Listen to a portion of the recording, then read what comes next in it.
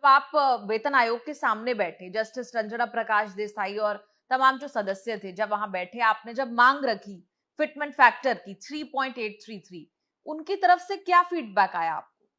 नहीं, 28 तारीख मीटिंग में फीडबैक कुछ भी नहीं है। अच्छा, ओके। जस्टिस रंजना प्रकाश रंजना देसाई। जी सुन लिए, पंकज जैन भी सुन लिए, नोट कर लिए। अगले सिटिंग में एक एक इश्यू पे, पहला तनख्वाह के बारे में और भारत सरकार का एबिलिटी क्या है, ये फाइनेंशियल इम्प्लीकेशन ऑब्जर्व करने के लिए एबिलिटी क्या है, वो भी हम एक्सप्लेन करेंगे।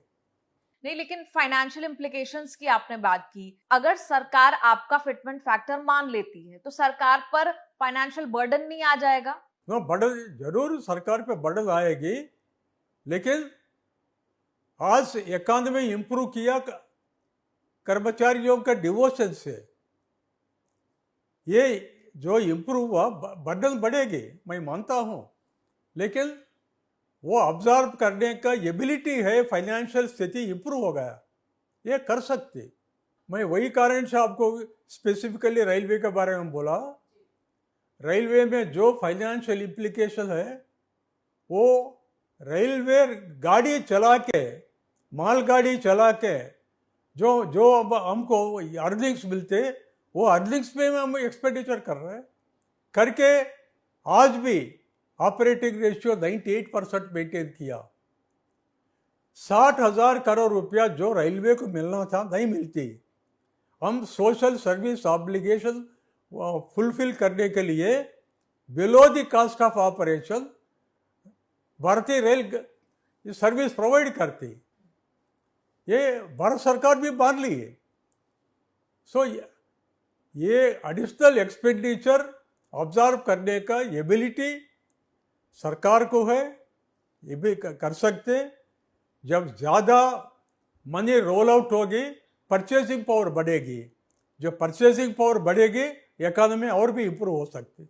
जो आपने फिटमेंट फैक्टर और तमाम गणित जो दिया है, इस फिटमेंट फैक्टर के अकॉर्डिंग 18,000 वाले की सैलरी जो है वो 69,000 पहुंच जाएगी, और जिसकी लेवल 18 पे बैठा व्यक्ति जो 2.5 लाख जिसकी सैलरी है, वो करीब 9.5 लाख के पास पहुंच जाएगी। प्राइवेट सेक्टर वाला कह रहा है कि मैं प्राइवेट नौकरी फिर क्यों करूं, मैं सरकारी नौकरी कर लेता हूं। नो, प्राइवेट सेक्टर, मतलब प्राइवेट सेक्टर से कंपेयर ना कर सकते। कारण क्या है, भारत सरकार कर्मचारियों को रिक्रूट किए सरकार का पॉलिसी अमल कराने के लिए। ये प्राइवेट सेक्टर का भूमिका क्या है, मुनाफा कमाने का, शॉर्टकट मेथड से मुनाफा कमाने का, लेबर को एक्सप्लॉइटेशन करने का। उसमें मालिक पैसा कमाने के लिए एक्सप्लॉइट करता। सरकार का पॉलिसी अलग है, सिस्टम अलग है, ये गवर्नेंस है। गवर्नेंस में हम प्रॉपर गवर्नेंस इंश्योर करने के लिए हर केंद्र कर्मचारी डिवोशन से काम करता। कॉन्डक्ट रूल्स को परिधि में काम करना पड़ेगा और पॉलिसीज परस्यू करने के लिए काम करना पड़ेगा। सो प्राइवेट सेक्टर से हम कंपेयर ना कर सकते। अभी कॉर्पोरेट आईटी सेक्टर में एक इंजीनियर को मिलती हर महीना 5 लाख रुपया तनख्वाह, रेलवे इंजीनियर को नहीं मिलती।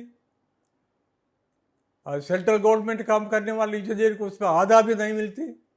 हम कंपेयर नहीं करेंगे उधर।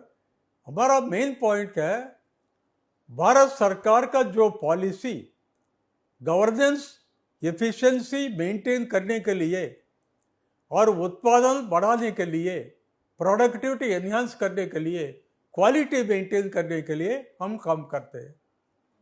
आज हमारा सेना, हमारा वार टैंक बॉर्डर में सप्लाई करने का भूमिका रेलवेज का है, ये तो करना पड़ेगा। अच्छा, आपने जो फिटमेंट फैक्टर की बात कही, आपने पिछला जो वेतन आयोग था, तब आपने डिमांड 3 से ज्यादा की थी, तब आपको मिला 2.57। आज जब आप 3.833 की मांग कर रहे हैं, आपको लग रहा है कि वो मिल पाएगा? नहीं, 2.57 भी ये रॉन्ग फिटमेंट है। वो टाइम पे मैं एक्सप्लेन किया, मिनिमम पे 26,000 रुपया देना था जनवरी 2016 से, जो भारत सरकार एक्सेप्ट कर लिए।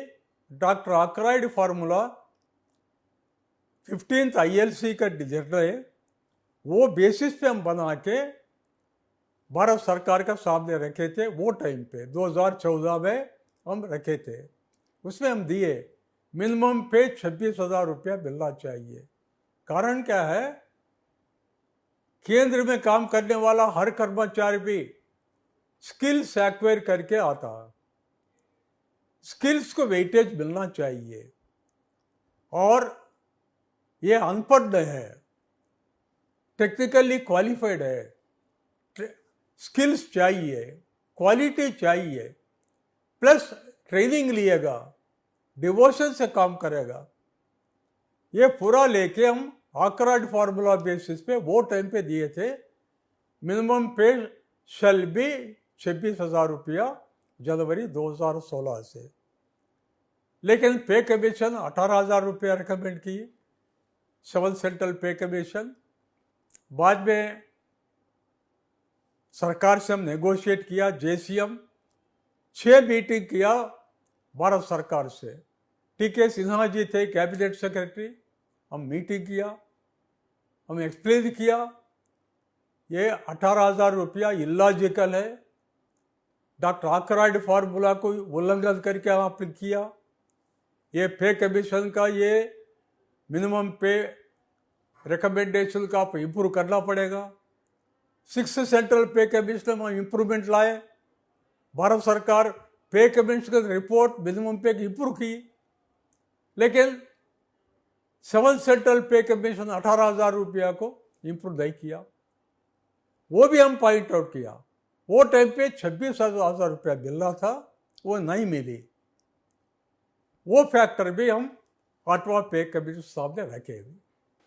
राघव साहब, आपने काफ़ी कुछ निधि से बातचीत करते हुए बताया कि आप लोगों ने NCJCM स्टाफ साइड ने क्या डिसाइड किया, क्या सरकार से बात हुई। पहली जो मीटिंग पे कमीशन की आपकी हुई है, तो क्या ये पूरी तरह से क्लैरिटी मिल चुकी है कि जो 8th पे कमीशन में जो भी रीस्ट्रक्चरिंग होगी, इंक्रीमेंट होगा, उसका आधार फैमिली यूनिट और फिटमेंट फैक्टर ही होगा? ये सरकार या पे कमीशन अपनी तरफ से कोई नया फॉर्मूला लेकर नहीं आ रही है? अच्छा, अभी ये तो पहली मीटिंग है, कुछ भी क्लैरिटी नहीं है। हमारा मेमोरेंडम हम लेंथी मेमोरेंडम बना के दिए, वो मेमोरेंडम अध्ययन करके फिर हर मिनिस्ट्री से भी पे कमीशन इंटरेक्ट करेगी, वो हर मिनिस्ट्री का इनपुट्स भी लिएगी। वो इनपुट्स लिए सब बाद में फिर JCM से भी डिस्कशन होगी। वो टाइम पे हम विस्तार रूप में हर इशू पे, मिनिमम पे स्केल्स पे और हर इशू पे हम विस्तार रूप में एक्सप्लेन करेंगे, बैकग्राउंड एक्सप्लेन करेंगे और डॉक्यूमेंट का एविडेंस भी हम प्लेसमेंट करेंगे। ये तो पहली मीटिंग है, इसमें कुछ भी क्लैरिटी नहीं।